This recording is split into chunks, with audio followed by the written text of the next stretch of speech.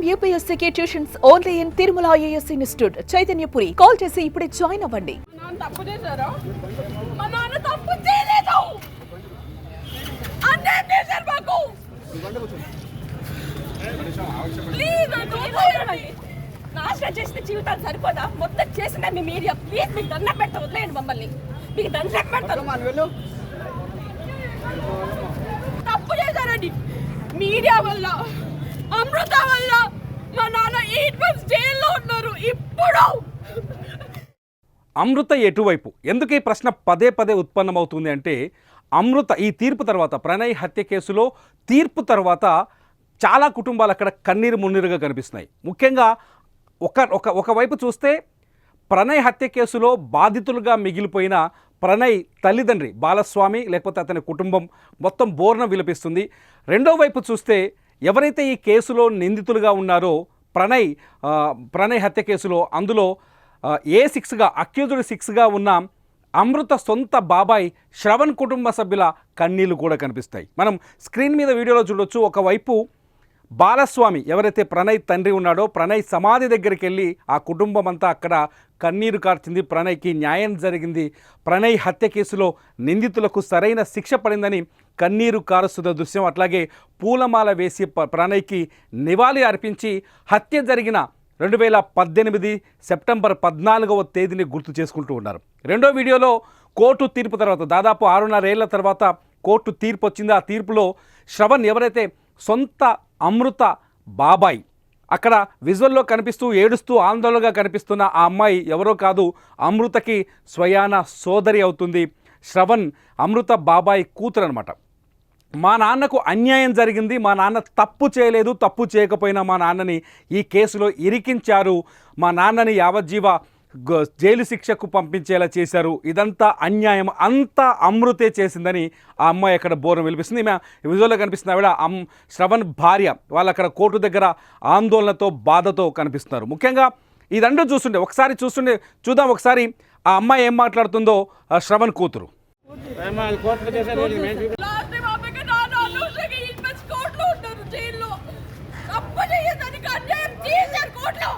మా నాన్న తప్పు చేశారా? మా నాన్న తప్పు చేయలేదు. అన్యాయం చేశారు మాకు.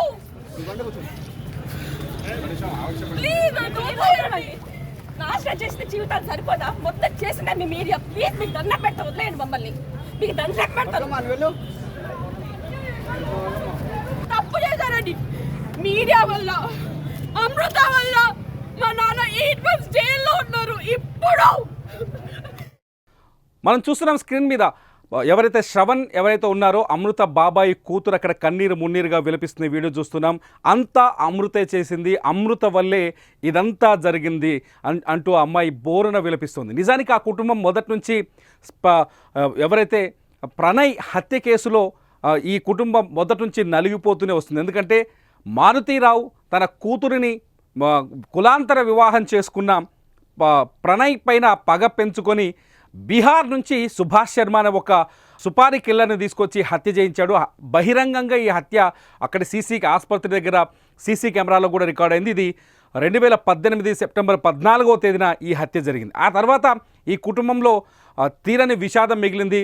అమృత ఆ రోజుల్లో చాలా స్పష్టంగా చెప్పింది, ప్రణయ్కి ఎటువంటి మరణమైతే వచ్చిందో అతన్ని చంపిన వాళ్ళకు కూడా అదే స్థాయిలో శిక్ష పడాలి, చట్టం కఠినంగా శిక్షించాలి అని చెప్తూ అమృత పోరాటం చేసింది.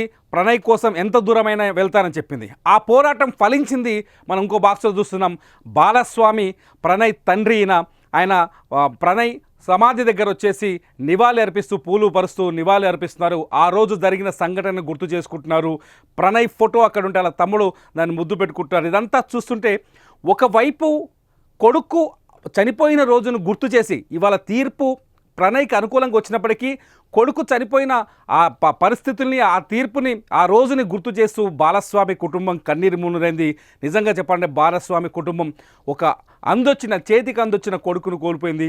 ఇటు మరోవైపు అమృత కుటుంబంలో కూడా తీరని లోటు ఏర్పడింది. ఇక్కడ అమృత తండ్రి మారుతీరావు 2020 మార్చి 20వ తేదీన హైదరాబాద్లోని ఖైరతాబాద్లో ఉన్న ఆర్యవైశ్య భవన్లో ఆయన ఆత్మహత్య చేసుకున్నాడు, ప్రాణాలు వదిలాడు ఆత్మహత్య చేసుకొని.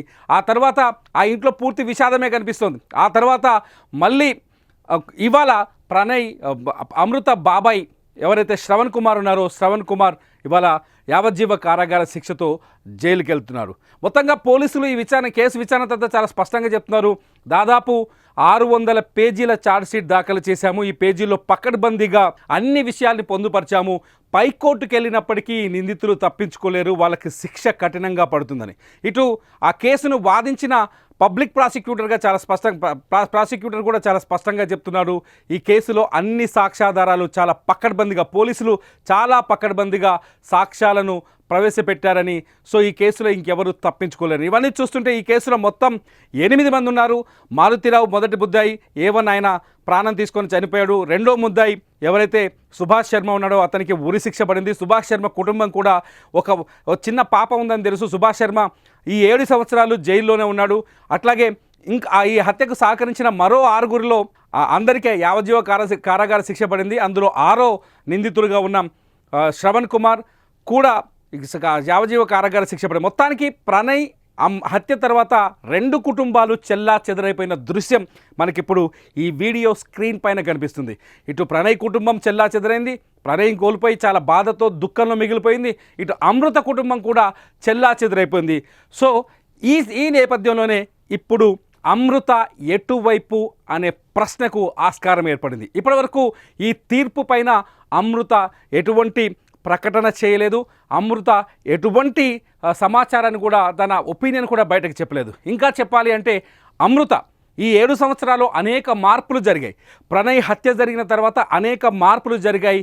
అమృత ఎవరైతే ప్రణయ్ కుటుంబంతో ఉందో ఆమె అక్కడి నుంచి బయటకు వెళ్ళొచ్చారు. తన తల్లితో కలిసి హైదరాబాదులో ఉంటున్నారు. తాజాగా ఆమె సోషల్ మీడియాలో నిన్న 23-24 గంటలు ఈ వీడియో రికార్డ్ చేస్తున్న 24 గంటల ముందు ఒక విషయాన్ని చెప్పారు. తన కొత్త ఇల్లు నిర్మించుకోబోతున్నాను మిర్యాలగూడలో, తనకు నచ్చిన విధంగా ఆ ఇంటిని నిర్మించుకుంటున్నానని చెప్తున్నారు. ఇదంతా చూస్తుంటే అమృత కూడా పూర్తిగా తన మనసును మార్చుకున్నారు. చాలా ప్రశాంతమైన వాతావరణంలోకి వచ్చారు.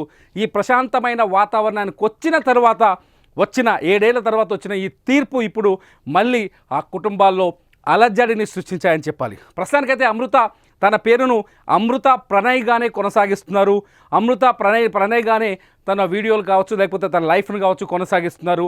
ఈ నేపథ్యంలో అమృత ఈ కోర్టు తీర్పు పైన ఏం చెబుతుంది అనేది అతిపెద్ద ప్రశ్నగా మారింది. మీరేమనుకుంటున్నారు? అమృత ఈ తీర్పు పైన ఇంత విషాదాలు, ఇన్ని కన్నీళ్ళు, ఇటు ప్రణయ్ కుటుంబం, అటు అమృత సొంత బాబాయ్ పిల్లలు ఆరోపణలు ఇవన్నింటి నేపథ్యంలో అమృత ఏం మాట్లాడుతుందని మీరు ఎక్స్పెక్ట్ చేస్తున్నారు? ఈ వీడియో కింద కామెంట్ చేయండి. చూస్తూనే ఉండండి సుమన్ టీవీ.